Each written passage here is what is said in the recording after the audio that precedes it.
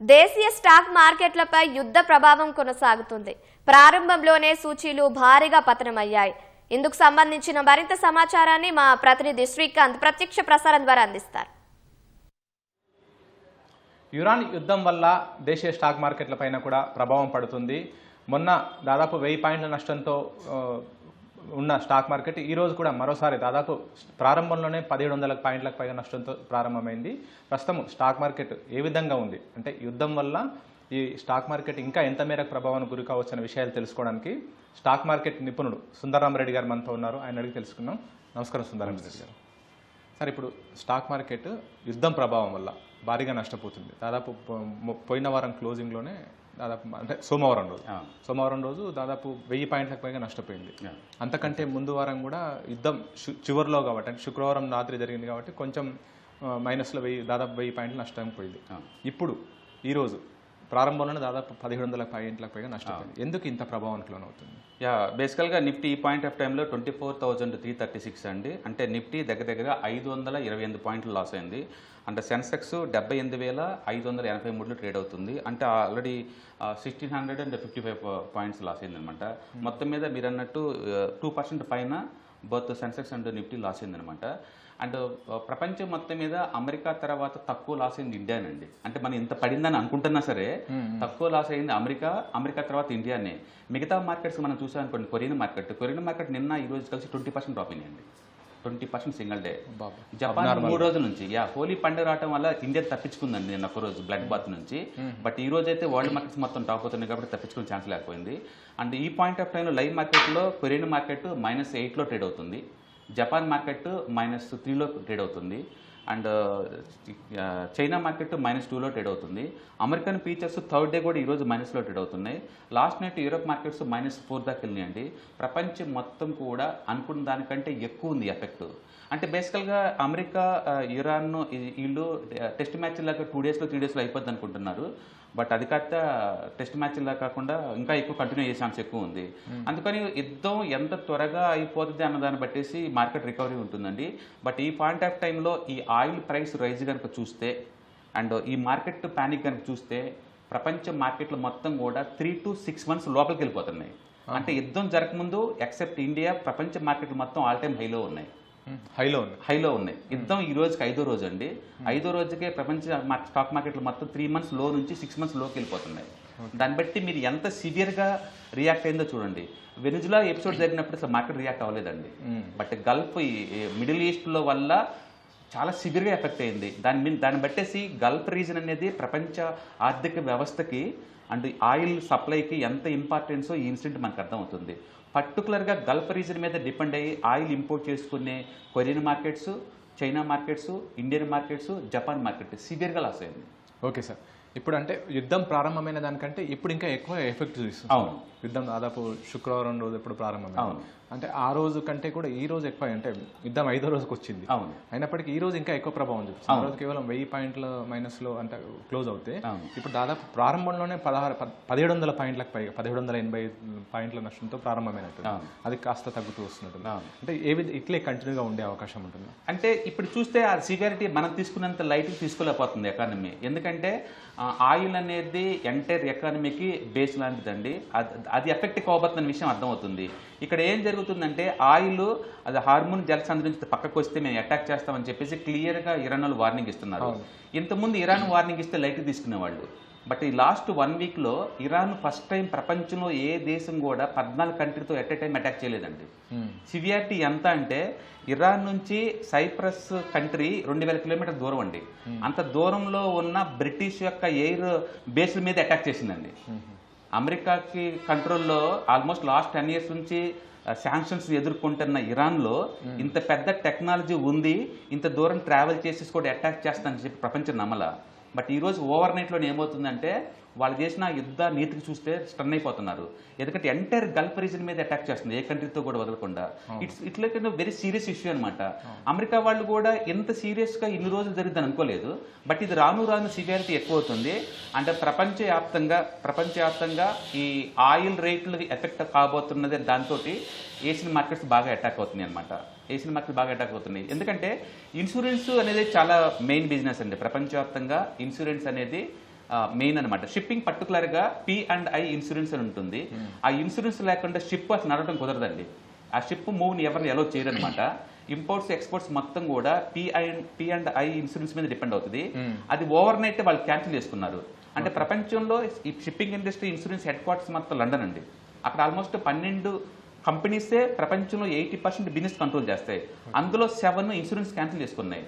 అంటే హార్మోన్ జలసంధి దాటాలి అంటే ఇన్సూరెన్స్ లేకుండా ఏ షిప్ దాటే క్వశ్చనే లేదు. ప్రస్తుతం అంటే ఈ హార్మోన్ జలసంధి నుంచి చమురు నౌకలు వచ్చే పరిస్థితి లేదు. ఏ షిప్ వేరే ఎర్ర సముద్రం మీద ఆల్టర్నేటివ్ మార్గం ఉన్నా కూడా అది చాలా వ్యయంతో కూడుకున్న టైం సమయంతో పాటు ఎక్కువ వ్యయంతో కూర్చుకున్న దానివల్ల ఈ చమురు ధరలు ముడి చమురు ధరలు పెరుగుతాయి. పెరగడం వల్ల దానిపైన ఇన్ఫ్రాస్ట్రక్చర్ కూడా ఉంటుంది. అంటే ఎందుకు సార్ ఈ ముడి చమురు ధరలు పెరుగుతాయి ఇన్ఫ్రాస్ట్రక్చర్కి సంబంధించి, అంటే ఈ నిత్యావసర సరుకులు పెరుగుతాయి, దానికి స్టాక్ మార్కెట్కి సంబంధించి బేసికల్గా గల్ఫ్ అనేది ఎకానమీ పరంగా ప్రపంచవ్యాప్తంగా అది రా మెటీరియల్ సప్లై చేసి ఒక ఎకానమీకి సంబంధించిన బ్యాక్ బోన్ అండి. స్పెషాలిటీ కెమికల్స్ కావచ్చు, యూరిక్ యాసిడ్ కావచ్చు, నెప్థలిన్ ఆయిల్స్ కావచ్చు, గ్యాస్ కావచ్చు అండ్ క్రూడ్ కావచ్చు, వీటి మొత్తానికి సప్లై నెట్వర్క్స్ అనమాట. అవన్నీ కూడా అవి డిస్టర్బ్ అవటం వల్ల ఇండియా లాంటి 85% కమోడిటీస్ని ఇంపోర్ట్ చేసుకునే కంట్రీస్ ఎఫెక్ట్ సివియర్గా ఉంటుంది. ఊహించండి, $1 కనుక బ్రెంట్ క్రూడ్ ఆయిల్ కనుక పెరిగితే ఇండియా వాళ్ళకి 13,000 కోట్లు లాస్ అవుతుంది. అంటే లాస్ట్ 2 డేస్లో బ్రెంట్ క్రూడ్ ఆయిల్ $11 పెరిగిందండి. $11 అంటే 1.5 lakhs కోర్ అండి. అంటే 150 లక్షల కోట్లు లాస్ అవుతుంది ఇండియా జస్ట్ క్రూడ్ విషయంలో. మిగతా స్పెషాలిటీ కెమికల్స్ ఇంపోర్ట్స్ మొత్తం లెక్కేసుకుంటే ప్రపంచం మొత్తం ఎంత లాస్ అవుతుందో ఊహించుకోండి. అమెరికా వాళ్ళు బిగిన్ చేసిన ఈ వారు వల్ల ప్రపంచం మొత్తం ఇప్పుడు ఆ పెయిన్ భరించాల్సి వస్తుందండి. అండ్ యూరోప్లో 40% గ్యాస్ రేట్లు ఓవర్ నైట్లు పెరిగినట్టే మీరు ఊహించుకోండి. ప్రపంచానికి మిడిల్ ఈస్ట్ వాళ్ళు ఎంత ఇంపార్టెంట్ అనేది అండ్ దీని ఇన్సిడెంట్ ఎంత జరుగుతుంది అనేది మన స్టాక్ మార్కెట్లో క్లియర్గా పడుతుంది విజిబిలిటీ. ఒకసారి ఎక్కువగా ఏ స్టాక్ మార్కెట్లో ఏ స్టాక్స్ పైన ఎక్కువ ఎఫెక్ట్ పడుతుంది సార్? ఎందుకంటే ఈ ముడి చమురు ప్రభావం ధరలు పెరగడంతో పాటు యుద్ధ ప్రభావం వల్ల ఎక్కువగా నేరుగా ఏ స్టాక్స్ పైన ఎక్కువగా ప్రభావం డైరెక్ట్గా అంటే ఏవిగేషన్ స్టాక్స్ అండి. ఎందుకంటే ఫ్లూయిల్ ఆల్మోస్ట్ 50 to 60% వాటికి కాస్ట్ ఉంటుంది. ఏవిగేషన్ సెక్టర్ స్టాక్స్ డ్రాప్ అవుతున్నాయి. అండ్ క్రూడ్ సంబంధించిన మ్యానుఫ్యాక్చరింగ్ తప్ప మిగతా మొత్తం అనమాట రిఫైనరీస్ డ్రాప్ అవుతున్నాయి. అండ్ నెక్స్ట్ వచ్చేసరికల్లా పెయింటింగ్ ఇండస్ట్రీకి రా మెటీరియల్ క్రూడ్గా వాడతారు, అవి డ్రాప్ అవుతున్నాయి. ఇండియా నుంచి ఎక్స్పోర్ట్ చేసే బాస్మతి రైస్ ఎక్స్పోర్ట్ చేసే కంపెనీస్ లైక్ L&T ఫుడ్స్ కావచ్చు, లేకపోతే KRBL కావచ్చు, లేకపోతే GRM ఓవర్సీస్ కావచ్చు, ఇలాంటివన్నీ ఎఫెక్ట్ అవుతున్నాయి. అండ్ మోర్ ఎవర్ గల్ఫ్లో 1 కోటి మంది ఇండియన్స్ ఉంటారండి. వాళ్ళందరూ రిమిటెన్స్ చాలా పెద్ద అమౌంట్ అనమాట. ఆ మనీ వచ్చే ఛాన్స్ ఆగిపోతుంది. అండ్ ఇండియాకి డబ్బు రాకపోయినప్పుడు ఆటోమేటిక్గా ఇండియాలోంచి సేవింగ్స్ తగ్గిపోతుంది. అండ్ ఈ వారు వల్ల క్రూడ్ రేట్లు పెరగడం వల్ల ఇన్ఫ్లేషన్ ఎక్కువ అవుతుంది. ఇన్ఫ్లేషన్ ఎక్కువ అవడం వల్ల సేవింగ్స్ తగ్గుతాయి. సేవింగ్స్ తగ్గడం వల్ల స్టాక్ మార్కెట్ ఆటోమేటిక్గా సఫర్ అవుతుంటుంది. రా మెటీరియల్ పెరగడం వల్ల ఇండస్ట్రీకి కూడా వచ్చే లాభాలు తగ్గిపోతాయి. నెక్స్ట్ క్వార్టర్ రిజల్ట్స్ ఇది కనుక ఎక్కువ రోజులు కంటిన్యూ అయితే నెక్స్ట్ క్వార్టర్ రిజల్ట్స్ కూడా తగ్గే ఛాన్స్ ఎక్కువ ఉంటుంది. అండ్ ఓవరాల్గా డైరెక్ట్ కావచ్చు, ఇండైరెక్ట్ కావచ్చు, ఇది ప్రొలాంగ్ ఎఫెక్ట్ అనుకోవచ్చు. ఇండియా దగ్గర 25 రోజులు సరిపడా నిల్వలు ఉన్నా సరే, అండ్ జపాన్ వాళ్ళ దగ్గర 100 రోజుల నిల్వలు ఉన్నా సరే, బట్ ఈ క్రూడ్ ఆయిల్ ఎప్పుడు సెటిల్ అవుతుంది, ఇన్సూరెన్స్ కంపెనీస్ ఎప్పుడు మళ్ళీ ఫర్దర్ ఇన్సూరెన్స్ వీటికి రెన్యువల్ చేసి పంపిస్తారని చూడాలి. ఎందుకంటే ట్రంప్ యుద్ధం ఆపాడని చెప్పడం ఒక నిమిషంలో జరిగే పని. బట్ ఇన్సూరెన్స్ కంపెనీస్ మళ్ళీ ఈ వారు రిస్క్ ప్రీమియం తగ్గటం అండ్ మళ్ళీ కొత్త ఇన్సూరెన్స్ జనరేట్ చేయడానికి మంత్స్ టైం పట్టింది. ఎందుకంటే అంత ఫాస్ట్గా ఉండే సిస్టమ్ లేదు. అందుకని యుద్ధాన్ని ప్రారంభించడం ఈజీ, ఆపేయటం చాలా easy. But insurance companies work చేయడం అనేది రిస్క్ ప్రీమియం తగ్గడం అనేది ఇట్ టేక్ మంత్స్ టైం. అందుకని it may take couple of weeks to months. Okay sir, ఇప్పుడు యుద్ధ ప్రభావం వల్ల అమెరికా స్టాక్ మార్కెట్ కానీ మన భారత స్టాక్ మార్కెట్ కానీ అంటే మిగతా స్టాక్ మార్కెట్స్తో పోలిస్తే పర్లేదు అంటున్నారు. అటు దక్షిణ కొరియా కానీ జపాన్ కానీ భారీగా మైనస్లలో ట్రేడ్ అవుతుంది.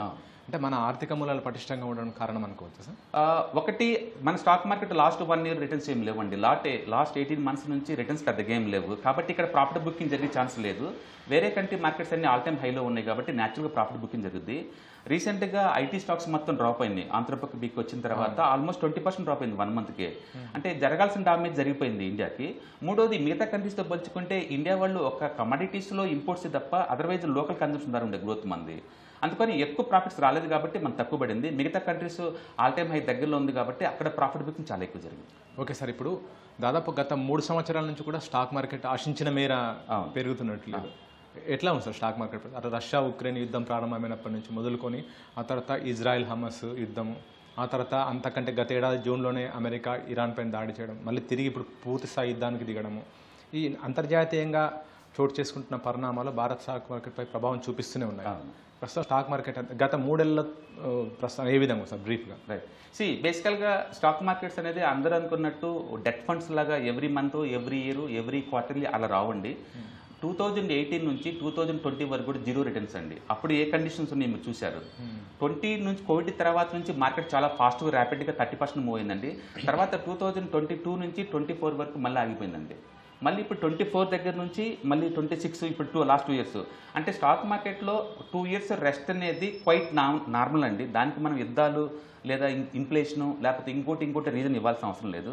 స్టాక్ మార్కెట్ ఎప్పుడు కూడా 2 to 3 ఇయర్స్ జీరో రిటర్న్స్ వస్తే ఆ తర్వాత చార్ట్స్ బ్రేక్అవుట్ అయ్యి 30 to 40% రిటర్న్స్ 1 ఇయర్లో వస్తాయి అనమాట.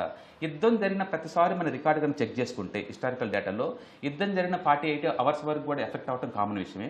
యుద్ధం అయిపోయిన తర్వాత 4 మంత్స్లో మళ్ళీ రికవర్ అవ్వడం కూడా కామన్ విషయమే. ప్రతి అసెట్కి సైక్లికల్ నేచర్ ఉన్నట్టే స్టాక్ మార్కెట్ కూడా 2 to 3 ఇయర్స్ జీరో రిటర్న్స్ రావచ్చు. తర్వాత మళ్ళీ వితిన్ ద 2-3 ఇయర్స్ కల్లా 30 to 40% రావచ్చు. యావరేజ్ మీద చూసుకుంటే నిఫ్టీ రిటర్న్స్ 13 to 14% మీకు వచ్చే ఛాన్స్ ఉంది. 32 ఇయర్స్ హిస్టరీ నిఫ్టీ కానీ చూసుకుంటే మనం. ఓకే సార్, ఇప్పుడు మామూలుగా స్టాక్ మార్కెట్ చూసినప్పుడు దానికి అంటే నిరోధం స్థాయి ఉంటుంది కదా సార్, ప్రస్తుతం ఏ విధంగా ఉంది? ఎందుకంటే దాదాపు మనది ఒక స్టాండర్డ్ లెవెల్లోనే ఉంది, కానీ ఇప్పుడు యుద్ధం వల్ల నిరోధం లెవెల్ బ్రేక్ అయితే కొన్ని అప్రాక్సిమేట్లీ అంచనాలు వేస్తుంటారు స్టాక్ మార్కెట్ ఇప్పుడు. మీరు ఏ విధంగా దాన్ని చెప్తారు సార్? ఎందుకంటే ఏ లెవెల్ ఉంది, ఆ లెవెల్ దాటిపోయిందా, ఇంకా ఎంత డౌన్ కావచ్చు, తిరిగి పికప్ కావడానికి ఎంత టైం పడుతుంది? బేసికల్గా తుఫాన్స్ ముందు వెదర్ రిపోర్ట్లు పనిచేయండి. దాని అర్థం వెదర్ రిపోర్ట్ ప్రాపర్గా లేవని కాదు, ఆ తుఫాన్ సివియారిటీ మెజర్ చేయడం చాలా కష్టం. ఇప్పుడు ప్రపంచం అంతా చాలా ఎమోషనల్గా ఉంది, చాలా ప్యానిక్లో ఉంది. అంటే దీని పరివేశాన్ని ఎంత దూరం ఉంటుందో తెలియదు. రేపొద్దున ఏంటంటే క్రూడ్ రేట్లు పెంచుతారు, ట్రాన్స్పోర్టేషన్ కాస్ట్ పెరిగిపోద్ది, ఇంట్లో కిచెన్లో గ్యాస్ రేట్లు పెరిగిపోతాయి. దాని ఎఫెక్ట్ ఎంత ఉంటుంది అనేది నెక్స్ట్ ఫర్దర్ ఈ యుద్ధం ఎప్పుడు చల్లారిద్ది అనే దాన్ని బట్టి డిపెండ్ అవుతుంది అనమాట. టెక్నికల్గా చెప్పాలంటే stock market range break down అయింది ఆల్రెడీ. ఇప్పుడు ఎంతవరకు అంచనాలు ఉంటాయి? నేను అనుకోవడం ఏంటంటే బిగ్ గ్రౌండ్ నెంబర్స్ మొత్తం చాలా స్ట్రాంగ్ సపోర్ట్గా ఏర్పడతాయి అనమాట. అండ్ 23,000 ఇప్పుడు 800 దగ్గర నడుస్తుంది కదా, 24,000 దగ్గర కపుల్ ఆఫ్ డేస్ స్టే ఉండి మళ్ళీ రికవరీ స్టార్ట్ అవుతుంది అనుకుంటాను. ఎందుకంటే ఇష్యూ ఇండియాది కాదు, ఇది ఇంటర్నేషనల్ ఇష్యూ. మనకి ఎట్లాగో రష్యా ఉంది, ఇన్ టైంలో ఒకవేళ కనుక నిల్వలు అయిపోయినా సరే సపోర్ట్ చేయడం కోసం రష్యా నుంచి ఆల్రెడీ అష్యూరెన్స్ వచ్చిందని చెప్పేసి మనం మీడియాలో వింటున్నాం. ఆయిల్ కాబట్టి ఆయిల్ రేట్ పెరగడం వల్ల ఎంతకంత ఇండస్ట్రీ సఫర్ అయ్యే మాట నిజమే, కానీ కొలాప్స్ అయ్యేంత పరిస్థితి కాదు. ప్రస్తుతానికి ఏంటంటే స్టాక్ మార్కెట్ ఎమోషనల్గా ఉంది, ఫియర్గా ఉంది, కాబట్టి ప్యానిక్తో పడుతుంది తప్ప ఈ 2-3 రోజుల తర్వాత ఈ ప్యానిక్ అంతా అయిపోయింది అనుకోండి, మార్కెట్ 24,000 దగ్గర నుంచి తీసుకొని మళ్ళీ 26,000 ట్రై చేస్తుంది. BSE సెన్సెక్స్ రెండు ట్రై చేసే ఛాన్స్ ఉంది. కాబట్టి మళ్ళీ ఆల్ టైమ్ హైక్ పోవడానికి మేబీ 2-3 మంత్స్ పట్టచ్చేమో. ఎందుకంటే మన ఇండియన్ మార్కెట్ లోకల్ కన్జంప్షన్ మీద ఉన్న డిపెండ్ అండి. మీరు కనుక జాగ్రత్తగా అభ్యర్థిస్తే ట్యాక్స్ ఏం తగ్గటం లేదు. నిన్న రీసెంట్గా వెహికల్ సేల్స్ అన్ని డబుల్ డిజిట్లోనే ఉంది. అండ్ ఇన్కమ్ ట్యాక్స్ 12 lakh వరకు కన్జంప్షన్ బాగుంది. ఏ పారామీటర్ లోకలైజ్ బై చూసినా అవన్నీ హెల్దీగానే ఉంది. ఓకే సార్, ఇష్యూ ఎక్స్టర్నల్ కాబట్టి అది సెటిల్ అయితే మార్కెట్ క్విక్గా రికవర్ అయ్యే ఛాన్స్ ఎక్కువ. ఓకే సార్, స్టాక్ మార్కెట్ అంటే అది కొందరిపైన ప్రభావం చూపించే అవకాశం ఉంటుంది. అంటే స్టాక్ మార్కెట్ ఇన్వెస్ట్ చేసి అంటే ఓవరాల్గా మార్కెట్ పైన ప్రభావం చూపించినా కూడా దానివల్ల కొంతమంది సఫర్ అవుతారు. బంగారం వెండి అలా కాదు, దాదాపు భారతీయుల్లో ఆల్మోస్ట్ ప్రతి ఒక్కరు ఎంత వాళ్ళకైనా ఒక హోదాగా లేదంటే ఒక ఆభరణంగా ఒక ప్లెజర్గా ఫీల్ అవుతుంటారు. ప్రస్తుతం బంగారం వెండి ధరలకు సంబంధించిన విశేషాలంటే అది ఏ విధంగా ప్రభావంలో అవుతుంది? జనరల్గా అయితే ప్రతి ప్యానిక్ అప్పుడు అది హెడ్జింగ్ లాగా మెటల్స్ని వాడుతూ ఉంటారండి. ఈసారి సర్ప్రైజ్ థింగ్ ఏంటంటే ఈ గల్ఫ్ ఎపిసోడ్ వల్ల బంగారానికి సిల్వర్కి ఎలాంటి బెనిఫిట్ రాలేదు. రీజన్ ఏంటంటే అమెరికన్ డాలరు 2.5% పెరిగింది లాస్ట్ 3 daysలోనే. అంటే డాలర్ పెరిగింది అనుకోండి, వరల్డ్ వైడ్గా గోల్డ్ సిల్వర్స్ అన్ని కూడా డాలర్లోనే కొనాల్సి ఉంటుంది. అందుకని న్యాచురల్గానే గోల్డ్ సిల్వర్ రెండు కాస్ట్లీ అవుతాయి అనమాట. అందుకని హై లెవెల్ ఉంది కాబట్టి ప్రాఫిట్ బుకింగ్ జరుగుతుంది ప్రస్తుతానికి. అందుకని వరల్డ్ వైడ్గా గోల్డ్ సిల్వరు ఈ ఇరాన్ ఇష్యూస్ వల్ల ఎలాంటి బెనిఫిట్ పొందలేదండి. పడలేదు పెరలేదు, అంతే ఫ్లాట్గా రన్ అవుతుంది. ఆల్రెడీ లాస్ట్ 1 yearలో గోల్డ్ 70% అంటే సిల్వర్ 170% దాకా మూవ్ అయింది. ఆ మూవ్ సస్టైన్ ఉండటానికి ట్రై చేస్తుంది తప్ప ఈ ఎపిసోడ్ వల్ల అయితే అది పెరగలేదు. రీజన్ ఏంటంటే డాలర్ స్ట్రాంగ్ అవటం. Okay sir, thank you sir. ప్రస్తుతం యుద్ధం వల్ల స్టాక్ మార్కెట్ అంచనా వేయడం కూడా కష్టంగా ఉందని చెప్పి కూడా స్టాక్ మార్కెట్ నిపుణుడు సుందరరామరెడ్డి గారు చెప్తున్నారు. ఎందుకంటే యుద్ధం వల్ల ఒక్కసారిగా అంతర్జాతీయంగా స్టాక్ మార్కెట్లు కూడా పడిపోతున్నాయి కాబట్టి ఆ ప్రభావం భారత స్టాక్ మార్కెట్ పైన ఉంది. యుద్ధం ముగిసిన తర్వాత కొన్ని రోజుల్లో తిరిగి అంటే యుద్ధం ముగిసిన తర్వాత 2-3 నెలల్లో తిరిగి సేమ్ పరిస్థితికి వస్తుందని చెప్పి కూడా సుందరరామరెడ్డి గారు చెప్తున్నారు. Over to you.